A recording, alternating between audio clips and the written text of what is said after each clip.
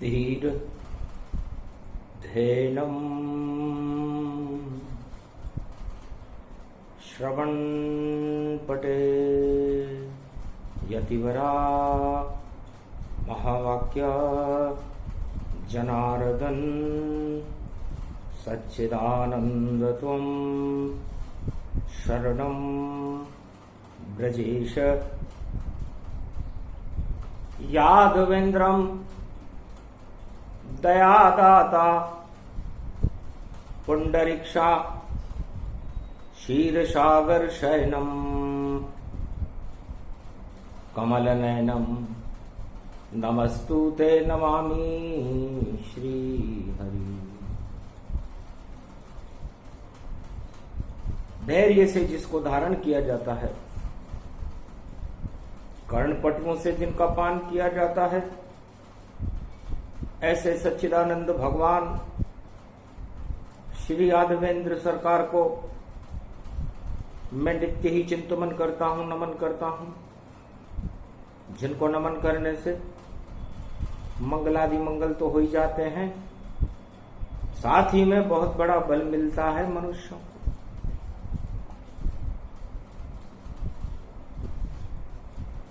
वाणी ब्रह्माणी करो वाणी परिणित वास, राम कथा वर्णन करूं पूर्ण कर्मा आस।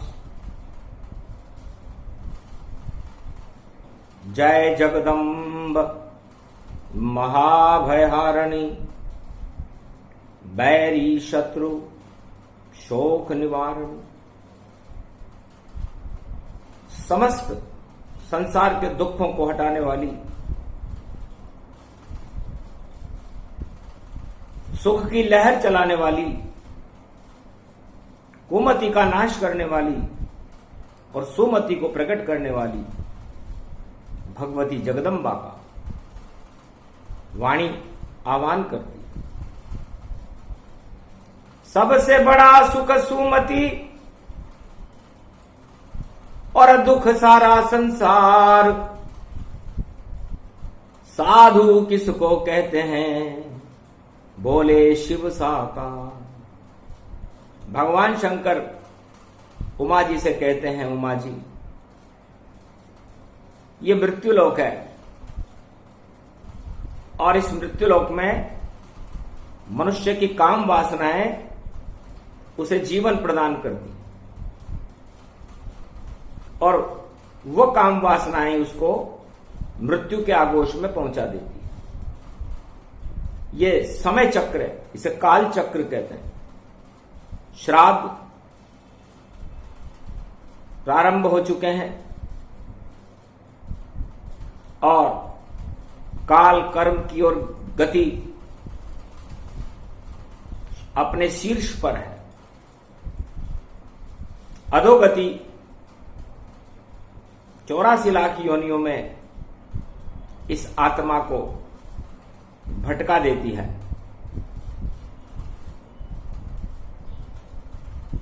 और ईश्वर की कृपा, ईश्वर की शरण हर आत्मा को परमानंद प्रदान करे। उमा जी ये पंच तत्व का शरीर एक कपूर की डली है। जिस तरह कपूर उड़ जाता है, उसकी सुगंध रह जाती है, उसी तरह इस पंच तत्व की कपूर की डली भी इस मृत्युलोक में आकर अपना सब कुछ समाप्त कर देती है। शेष बचती है तो उसके शुभ कर्मों की खुशबू बचती है या अशुभ कर्मों की अधोगति उसको 84 लाख योनियों में भटका देती है। तो साधु समाज हरि गुण गाना, मंगल हरि के गुण में जाना। मंगल तो हरि ही करे और करे नहीं कोई, और अमंगल मृत्युलोक में घर घर में ही होए। मंगल तो भगवान ही करते हैं। परम शांति और परम सुख ईश्वर की शरण में जाने के बाद ही मिलता है।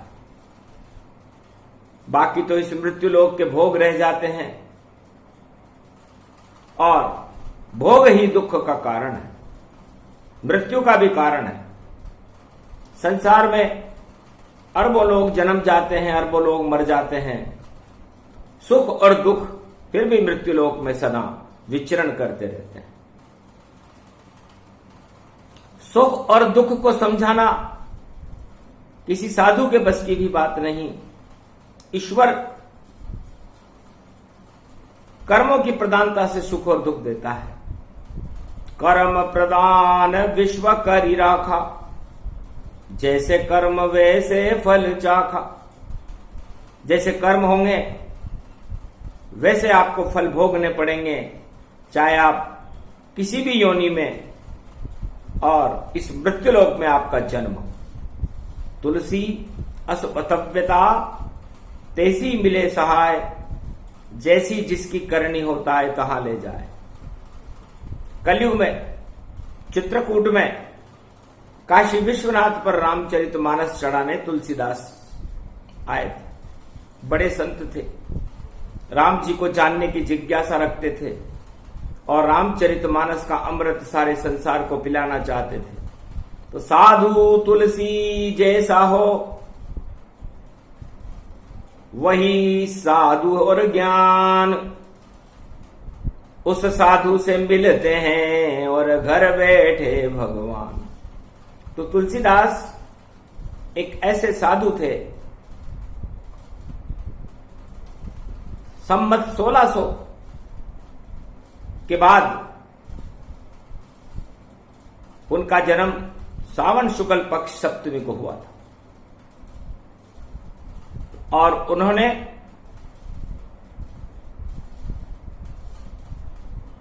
दानवता और भोगों का नाश कर दिया। एक कल्प वृक्ष बनाया ताकि श्राद्ध हो ही नहीं। हर मनुष्य उस कल्प वृक्ष की कल्पना के नीचे बैठकर भगवान का ध्यान करे और शुभ कर्मों की गति प्राप्त करके परमात्मा को प्राप्त कर ले। राम नाम एक कल्प तरु, कलि कल्याण निवास। तुलसी तुलसी हो गयो तुलसी तुलसीदास। तो ये रामचरितमानस एक कल्प वृक्ष है और इसका जाप करने से, इसको पढ़ते रहने से, इसको जीवन में उतारने से मनुष्य को परम शांति मिलती है, मुक्ति मिलती है। 84 लाख योनियों से उसका फंद छूट जाता है और अनंत सुख की प्राप्ति होती है, क्योंकि इसमें हरि के अनंत चरित्र की चरित्रावली है। हरि चरित्र हरि रूप अनंता, गावे कहें वेद श्रुति संता। आज बुधवार का दिन है, श्राद्ध है, पंचक का समापन है, रेवती नक्षत्र है, मीन राशि में, गुरु की राशि में चंद्रमा है। रेवती नक्षत्र के स्वामी भी बुद्ध होते हैं और बुद्ध बुद्धि को देने वाले होते हैं। तो चाहे साधु हो, संत हो, राजा हो, प्रजा हो, धन कुबेर हो, या संसार में मानवता का कोई भी पद उसके पास हो, उसे गदगद नहीं होना चाहिए। क्योंकि गद गद गद गद लद लद लद लद और लाद सके कोई नाय, जितने लादो भोग तुम तो सभी यहीं रह जाए। गधा बन करके और अपने ऊपर भोगों का बोझ मत लादो, वरना इस बोझ से ही वो गधा मर जाएगा। लादना ही है अगर जीवन में तो ईश्वर शक्ति अपनाओ और ईश्वर का गुणगान करो और ईश्वर की ही शरण जाओ।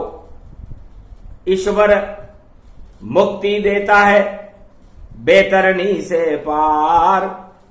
ईश्वर से सब करो प्रेम तो ईश्वर हो साकार। तो तुलसीदास जी को राम लक्ष्मण का साक्षात्कार काशी विश्वनाथ में हुआ, चित्रकूट में। चित्रकूट के घाट पर भई संतन की भीड़, तुलसीदास चंदन घिसे तिलक करे रघुवीर। हनुमान जी महाराज तोता बनकर वहां बैठे हुए थे। तब तुलसीदास जी को इशारा किया कि तुलसीदास जी, आपने जो अमृत पान मृत्युलोक के लिए तैयार किया है रामचरितमानस, और काशी विश्वनाथ ने इसकी सत्यम शिवम सुंदरम से पुष्टि की है। उस अमृत का साक्षात दर्शन आपको कर लेना चाहिए। खड़े सामने दोनों बालक, उनको करो प्रणाम, जीवन मुक्त हो जाओगे, यही राम का नाम। तब कहा तुलसी ने हंस करके, हनुमान जी मुझे बहलाओ मत, और मुझसे कुछ कहलाओ मत, और मुझको ज्यादा जनाओ मत। तुलसी मस्तक जब नवे, धनुष बाण लो हाथ, कित मुरली कित चंद्रिका, कित गोपिन को साथ। मैं तो इनको राम और लक्ष्मण जब मानूंगा जब ये धनुष उठा करके और मेरे को दर्शन दें। तो कलयुग में भी तुलसीदास जी को साक्षात दर्शन देने एक ही साधु था कलयुग में। अभी कलयुग में साधुओं में मनोबल की कमी है, आत्मबल की कमी है। और साक्षात दर्शन हनुमान जी की कृपा से संवत 1600 के मध्य में तुलसीदास जी को चित्रकूट में राम और लक्ष्मण ने साक्षात स्वरूप से दर्शन दिए थे। तो साधु किसे कहते हैं, और साधुओं की गति इस समय क्या हो रही है? मठ में नहीं साधु होते हैं, साधु तो घट में होता है, और जिसके घट में होता है राम, ये राम उसके मठ में होता है। बाकी तो मठ सब मर घट से, और मृत्यु वहां मंडराती है, और साधु उसको नहीं कहते जो मठ में गद्दी पुजाती है। मठ में तो मन की ठोकर से, और देखो हमें हटाना है, और आत्मा की ये गद्दी बड़ी, इसमें ईश्वर को बुलाना है। तो सच्चा साधु वही है जो घट में बिठा ले राम, वही है सबसे बड़ा मठ जहां बैठे राजा राम। हनुमान जी कहते हैं कि मैं भी एक मठाधीश हूं, और काशीपति विश्वनाथ प्रयागराज में सदा लेटा रहता हूं, और मेरे घट में पूरा राम दरबार बसा रहता है, वही मेरा मठ है। और मैं विश्राम के क्षणों में उनके दर्शन करता रहता हूं। साक्षात श्री राम जी, पूरा राम दरबार, मेरे हृदय में हर पल हर क्षण रहता है साकार। मेरे से बड़ा मठ नहीं चार युगों में कोई, राम राम रटता रहूं, राम चरण गति होए। मैं राम के चरणों का ही चापन करता हूं, राम जी के नाम का ही उच्चारण करता हूं, और राम के चरित्रों का ही श्रवण करता हूं, और मेरे हृदय के घट घट में राम जी का ही मठ है। तो सबसे बड़ा मठ राम जी, इसे घट में ले वो बसाए। साधु उसको कहते हैं जो संसार त्याग सब जाए। साधु किसे कहते हैं? हनुमान जी बता रहे हैं, भगवान शंकर उमा जी को सुना रहे हैं। सा का मतलब जो साक्षात्कार कर ले ईश्वर शक्ति से, वह साधु है। और इस संसार की समस्त भोग वाली वस्तुओं को धुएं के समान माने। सारा जगत ही धुआं है और इसमें नहीं है आग। भोग विलास इसमें होता और ये तो सारा राग। इसलिए साधु को भोग विलास से संपत्ति से, मठों से और सुरा सुंदरी से, जर जोरू जमीन से दूर रहना चाहिए, वरना वो अपना साधुत्व खो देता है। तो साधु ऐसा चाहिए जिसके घट में राम, और साधु को मठ, सुख संपत्ति, भोगों से क्या काम। तो कलयुग के साधुओं को भगवान शंकर उपदेश कर रहे हैं कि आप मठ बनाकर क्या करोगे, लेना तो भगवान का नाम ही है। मार्कंडेय कहते हैं कि मैं जब अजर अमर अविनाशी हो गया तो मेरे को कैलाश मानसरोवर में रहने का सौभाग्य मिला, तो मैं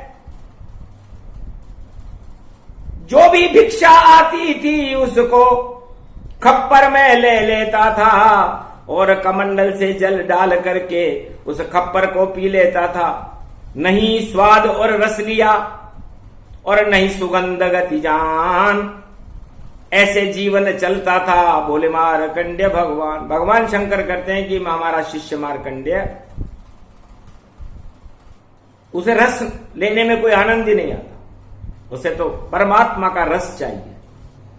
तो संसार में जितने भी साधु हैं, चाहे वो भारत में हो या विश्व में कहीं भी हो, रस और भोग का उन्हें त्याग कर देना चाहिए, संपत्ति से दूर रहना चाहिए और राम चरणों का अनुराग प्राप्त कर लेना चाहिए। राम चरण अनुराग ही साधु सच्चा हो, और साधु उसको कहते हैं जो सिया राममय हो। सिया राममय सब जग जानी, करऊं प्रणाम जोरी जुग पानी।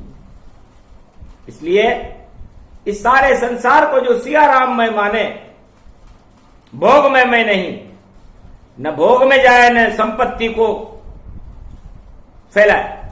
जितने साधु कलयुग के हैं सब लूण तेल यहां बेच रहे और भगवान वस्त्र पहन करके और देखो प्रजा का खींच रहे।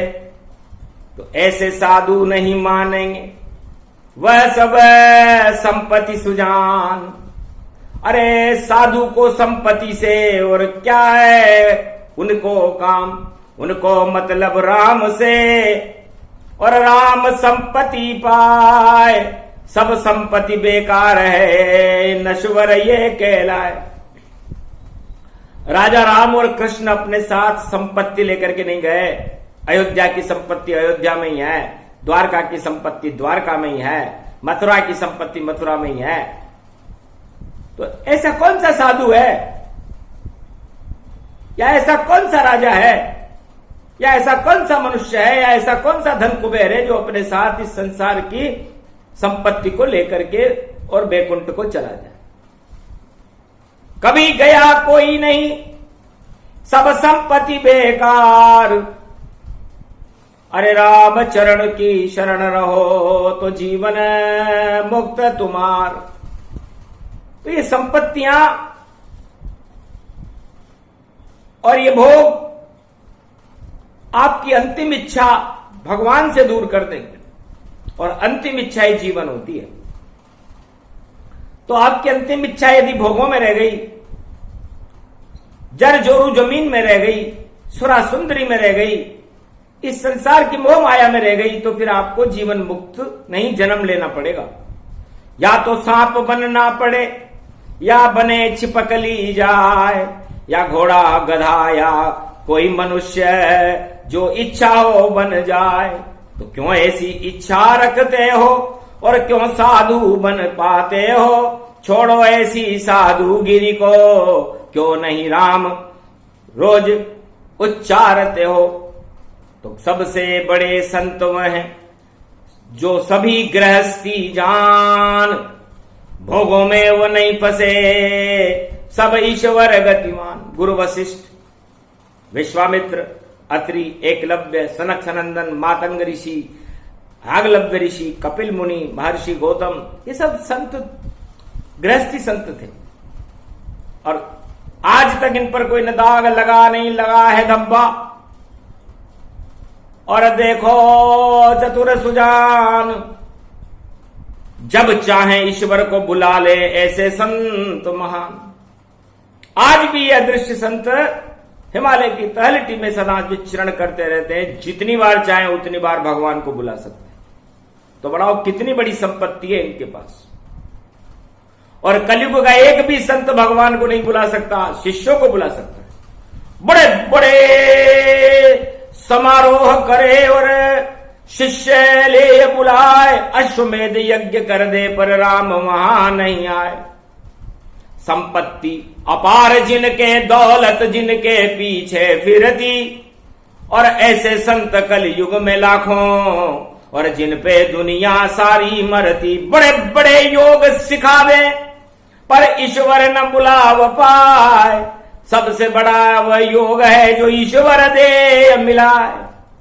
तो बड़ी बड़ी डींगे हाँकने वाले तो बहुत सारे संत हैं पूरे त्रिलोक में, लेकिन ईश्वर का योग बताने वाला एक भी संत नहीं है। और सच्चा साधु और सच्चा संत वही है जो ईश्वर का योग अपने शिष्य को सिखा दे और शिष्य को समस्त भोगों को त्याग करने की शक्ति उसमें प्रदान कर दे। इस कारण ये वाणी है, अद्भुत चरित्र प्रसंग, धन्य धन्य ये श्राद्ध पक्ष है, और रहो सत्य के संग। तो श्राद्ध पक्ष है, श्राद्ध पक्ष में हमें हमारी समस्त काम वासनाओं का श्राद्ध कर देना चाहिए। हमारे अंदर कोई इच्छाएं जितनी है उनका त्याग कर देना चाहिए, और माया मोह के चक्र से निकल करके हमें ईश्वर चक्र के प्रति और ईश्वर के चरणों के प्रति ध्यान लगाना चाहिए। और यह संकल्प करना चाहिए, क्योंकि श्राद्ध पक्ष में हम हमारी कोई इच्छाओं का, हमारे कुकर्मों का, हमारी अतृप्त इच्छाओं का नाश कर सकते हैं, उसे समाप्त कर सकते हैं। जरूरत है मनोबल की, आत्मबल की, क्योंकि जिसमें ईश्वर का बल होता है उसके अंदर चारित्रिक बल होता है और उसका स्वास्थ्य स्वस्थ रहता है। तो सबसे सुखी वही नर जानो, पहला सुख है निरोगी काया, सारे दुख माया ही माया। तो सबसे बड़ा सुख निरोगी काया है और सबसे बड़ा दुख माया है, और भगवान माया रहित मुकुंद है।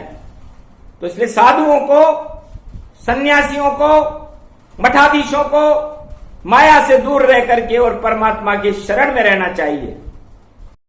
जब भी संत और साधु माया में लिप्त हो जाते हैं तो सतयुग, द्वापर, त्रेता, कलयुग बड़ा बड़ा दुख पाते हैं।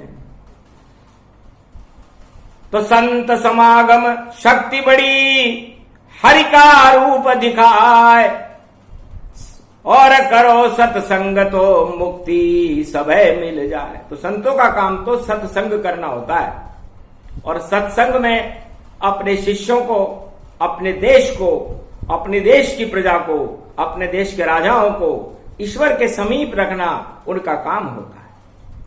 तो ईश्वर तक ले जाओ भारत को, संतों यही तुम्हारा काम। यहां बदनामी फिर नहीं होएगी जब मिल जाएगा राम यहां।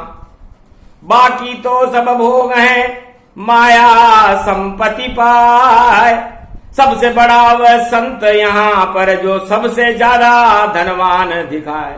कलयुग में उल्टा हो रहा है कि जो सबसे ज्यादा धनवान है वो सबसे बड़ा संत है, जबकि राजा राम राज्य में जिसके पास 1 कौड़ी नहीं थी वो सबसे बड़ा संत था।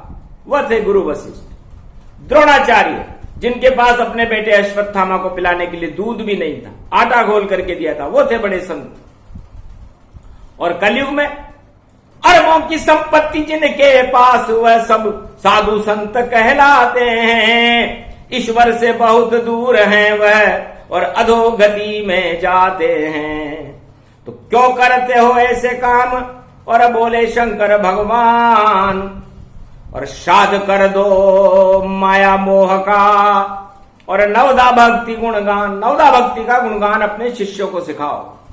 नवदा भक्ति है बड़ी और भक्ति नहीं कोय, आत्मा में प्रगटाओ तो ईश्वर सामने हो। चाहे सतयुग हो, द्वापर हो, त्रेता हो, कलयुग, भगवान का साक्षात्कार नवदा भक्ति से हो जाता है। और नवदा भक्ति संत सिखाते हैं। तो संतों का समागम और हरि का भजन, ये दो वस्तुएं इस संसार में दुर्लभ है, बाकी तो सब सुलभ है।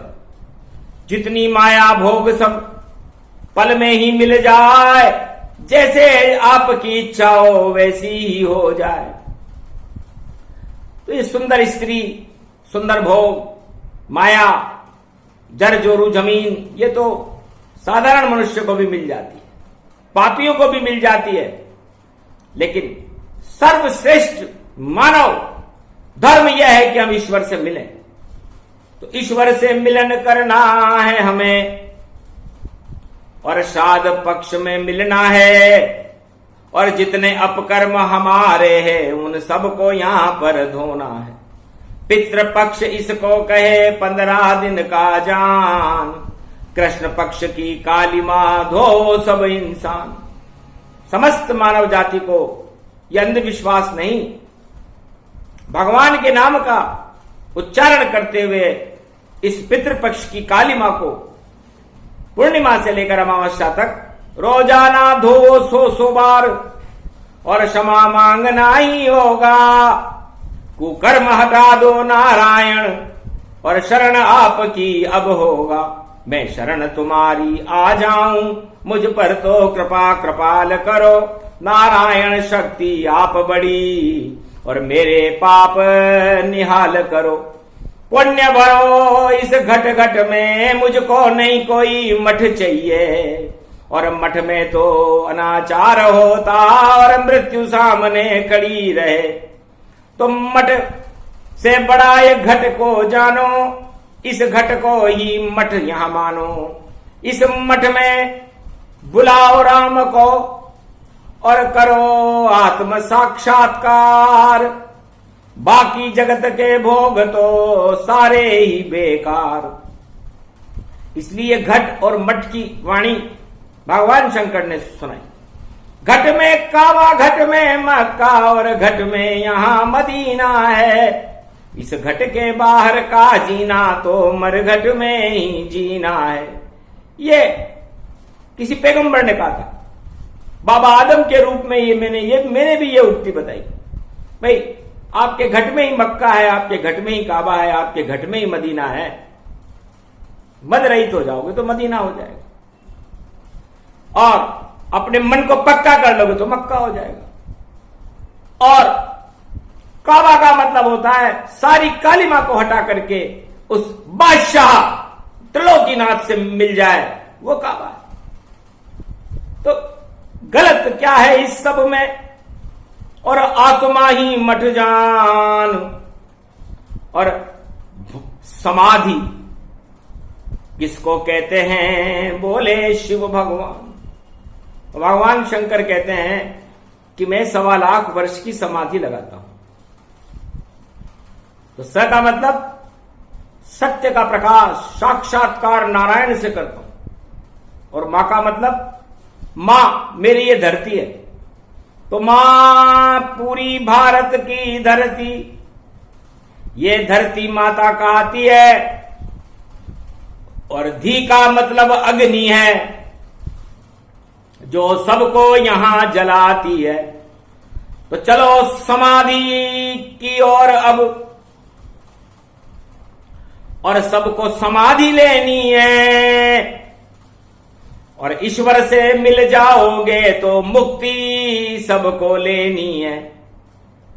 तो छोड़ो सब अपकर्म को, और भोग वासना छोड़। और श्राद्ध पक्ष में हरि चरणों की ओर लगाओ दौड़। तो हरि चरणों की ओर दौड़ लगाओ, काम वासनाओं को छोड़ दो। सत्य का प्रकाश करके ईश्वर की उपासना में लीन हो, उसे समाधि कहते हैं। समाधि प्रकरण तो साधु का, और ये प्रकरण लंबा बड़ा बड़ा, और 1.25 लाख वर्ष तक मेरे सामने राम इष्ट मेरा खड़ा खड़ा। आनंद मुझे भी आता है जब राम खड़ा हो जाता है, तो मेरा मन भी उस शक्ति में और देखो समाधिस्थ हो जाता है। तो 1.25 लाख की समाधि और शिव लेते हैं लगाए, अरबों बार लगा ली मैंने राम राम मुख पाए। 100 करोड़ रामायण मुझे कंठस्थ है, इसलिए शिव परिवार में किसी का भी श्राद्ध नहीं होता। अजर अमर हैं हम सभी, पूरा शिव परिवार, और कृपा है नारायण की हम पर, और पालन नारायण पालनहार। नारायण हमारा पालनहार है। इसलिए शिव शक्ति को देखो, शिव संप्रदाय को देखो, जहां पर कोई मृत नहीं होता, सब अमर रहते हैं, और शिव की कृपा से ये सारा संसार और मृत्युलोक भी अमर हो जाता है। इसलिए मृत्यु पर विजय प्राप्त करने के लिए, बैकुंठ में वास लेने के लिए, हमें हमारे जितने भी अपकर्म हैं उनको समाधि में डाल देना चाहिए, और आत्मा को जागृत करके परमात्मा का नाम सुमरण करते रहना चाहिए। तो 100 वर्ष की आपकी ये जिंदगी सुगंधमय होगी, और इसकी सुगंध सारे संसार में फैल जाएगी। कलंक और धब्बा आपके ऊपर नहीं लगेगा। ये योग वाणी है, भगवान शंकर उमा जी को सुना रहे हैं, और श्रद्धांजलि देते हैं उन सब आत्माओं को जो अधोगति में घूम रही, और शांत शांत कृपा कर दो नारायण, और मुक्ति सामने खड़ी हुई। तो ये प्रयाग संगम तट जानो, एक समाधि उसमें मानो, प्रलय रूप साकार दिखावा, और वट वृक्षों तब हरा हुआ वा। वट वृक्ष हरा हो जाता है जब प्रलय रूप सृष्टि होती, ध्रुव तारे को पानी लगता तब ब्रह्मा विष्णु महेश शक्ति होती। तो श्राद्ध सबके हो जाते हैं, और जल समाधि गतिताय, और नई सृष्टि फिर ब्रह्मा जी और फिर से रचते भाई। हम तीनों भी वट वृक्ष पर आ जाते हैं जो संगम तट पर है, और ये प्रयागराज मुक्ति को देने वाला है, भक्ति को देने वाला है, भगवान से मिलाने वाला है। और इसी त्रिशूल के ऊपर भगवान शंकर काशी को बसाते हैं, और ब्रह्मा सृष्टि की रचना करते हैं, और नारायण उस सृष्टि की पालना करते हैं। ये अरबों वर्षों से ये क्रम चलता रहता है और चलता ही रहेगा। तो सत्यम शिवम सुंदरम, ईश्वर ही सत्य है, ईश्वर ही शिव है, कल्याण में है, ईश्वर ही ज्ञान है, और ईश्वर ही त्रिलोक की सबसे सुंदर वस्तु है जिसे आत्मा कहते हैं, और आत्मा की सुंदरता परमात्मा से है। इसलिए परमात्मा का ध्यान करते हुए अपने जीवन को ईश्वर के चरणों में नतमस्तक रखो। यह उपदेश श्राद्ध पक्ष में आपके बड़ा काम आएगा। जीवन मुक्त करने में आपको यमफास नहीं डलेगी, वरना यमफास डलेगर गले गले तो इच्छा कुछ भी नहीं रहती, और योनि उसको मिल जाती जो अतृप्त इच्छा रहती है। तो जो अतृप्त इच्छा आपकी आत्मा में रह जाती है वही आपका जन्म है। इस जन्म मरण के चक्र को भगवान शंकर समझा रहे हैं कि आपको अंतिम समय में नारायण की इच्छा रखनी चाहिए, सुख संपत्ति की नहीं, मठ की नहीं, धन धान की नहीं, किसी भोग की नहीं, वरना आपका जन्म हो जाएगा। तो जन्म मरण के भेद को शिवजी दिया समझाए, सुने सुनाए ये प्रसंग तो उसकी मुक्ति हो जाए। तो मुक्ति उनको दे रहे, और जो ले समाधि जान हे परमात्मा नारायण उन संतों का करना कल्याण। ये प्रसंग जो भी सुने अद्भुत रूप प्रसंग, साध प्रसंग इसे जानिए और गणपति के संग शुद्ध बुद्धि प्रगटाइए। और भोग से हमें हटाओ, योग लगाओ नारायण से, दर्शन हमें कराओ। बोलो जय श्री राम, जय हनुमान, जय काशीपति विश्वनाथ, प्रयागराज तीर्थ की जय हो।